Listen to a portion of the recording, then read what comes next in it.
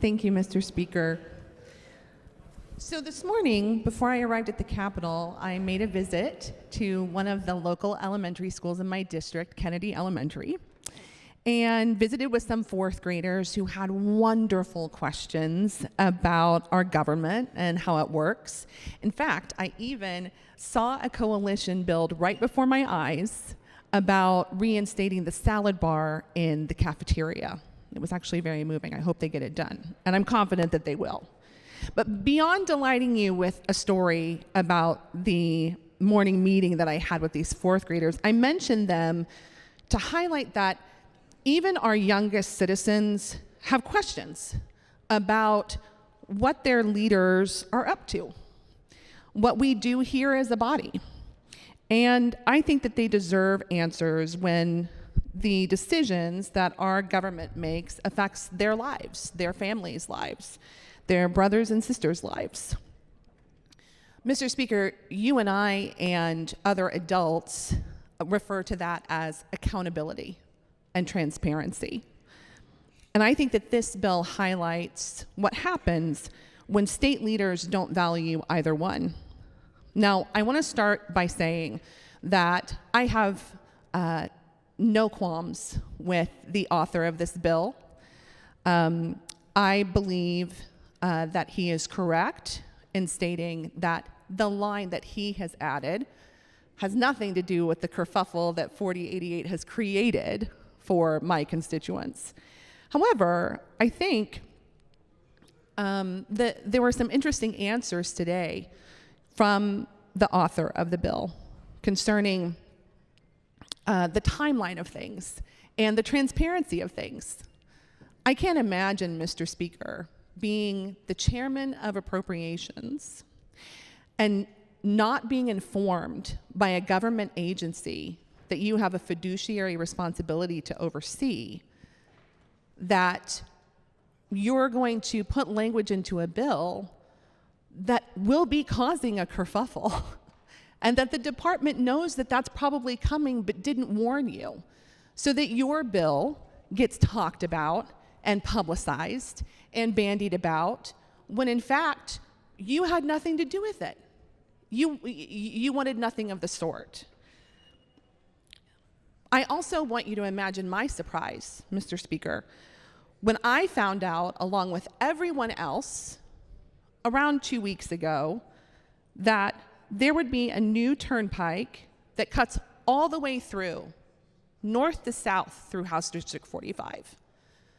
I was just as surprised as my constituents were. I was just as surprised as my colleague from Potawatomi County was. I was just as surprised as the chairman of appropriations was. And that's not accountability and transparency, Mr. Speaker. That's very deeply concerning to me as a member of this body, because I get emails, and I have been inundated, in the best way, with emails from constituents, phone calls from constituents, Facebook messages from constituents, people stopping me in the grocery store to ask me what we're going to do about this issue. It's actually a really great moment to witness, I think. And I'm grateful to the chairman for allowing us to have this conversation on the back of his bill, because I don't think it's right for us to be put in a position as the people who communicate directly to constituents every single day to not be able to have a simple and effective answer to give them about something that is going to so critically it's going to affect their lives in immeasurable ways that we can't even tell them yet, because we don't know the ways in which it will affect their life. Will it be 1,200 feet of clearance that's needed for the turnpike, or 600 feet? Will there be an environmental impact study to preserve the foxes and the chickens and the rose rocks and the watershed and all of these other things that make East Norman so beautiful and diverse, or will there not be? I've never been through this process with the OTA, and I was alive when the part of the statute that was created 35 years ago, as the author pointed out, was put in. But I was also 6 years old And nobody told me that this was going to be happening until 2 weeks ago. I've been reassured in a very brief meeting with leadership from the OTA that we are at the beginning of this process when it comes to the access plan that the Turnpike Authority is hoping to enact. But in fact, Mr. Speaker, we're far from the beginning. This is another issue of accountability and transparency. There was no public input from a single person in my district before a map was created and published to a very shiny looking website online. But no one reached out to me, to my senator, to the citizens that might be affected, to the mayor of Norman, to members of the city council. I have not heard from one person who knows what's going on or knew anything about this before 2 weeks ago, much less 35 years ago. If the OTA and the Department of Transportation had reached out before publishing this map, the public response would have surely given them pause. It's certainly given me pause. And I don't even think, Mr. Speaker, it's fair to call it a response. It's been an outcry. Imagine going to an OU game on a Saturday evening and seeing lines and lines of cars piled up on Highway 9. That's what it looked like in our city last Thursday, with thousands of people already inside a church in East Norman and thousands more trying to get in to have their voices heard. That's how critical this issue is to people in East Norman. And I have to say, Mr. Speaker, people in Norman are smart. People in Norman are engaged. People in Norman are dedicated to our city. And I think that this outcry is what happens when those people, as smart and engaged and empowered as they are, don't know what else to do.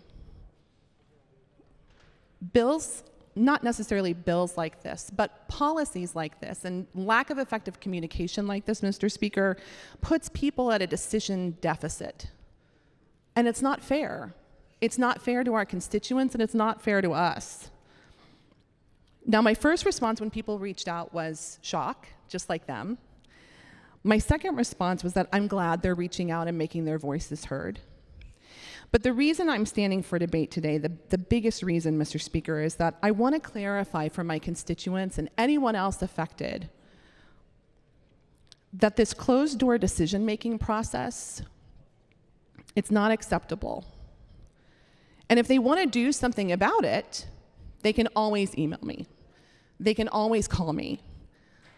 But unfortunately, I don't get the final say.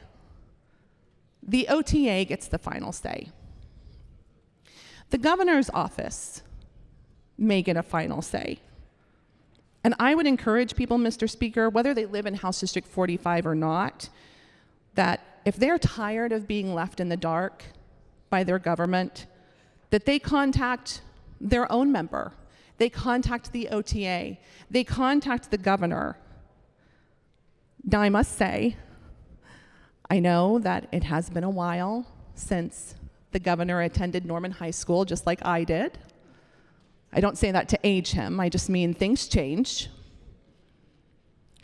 But I was particularly taken aback in the announcement of this plan by words I heard our state CEO, if you will, say about East Norman. To paraphrase, Mr. Speaker, well, you know, it's just farmland and pasture land out there, so let's go ahead and get this done before it gets even more complicated. I can assure you, Mr. Speaker, that East Norman is vibrant, it's diverse, and it's already very complicated by this potential plan. I would say to anybody listening that after today, they invite our leaders, including the governor, to East Norman to see just how vibrant we are. Have him come to your acreage. Have him come to your home. Pick up a rose rock or two, and then think about whether the OTA's decision is really a wise one. Representative Bell, thank you for your debate.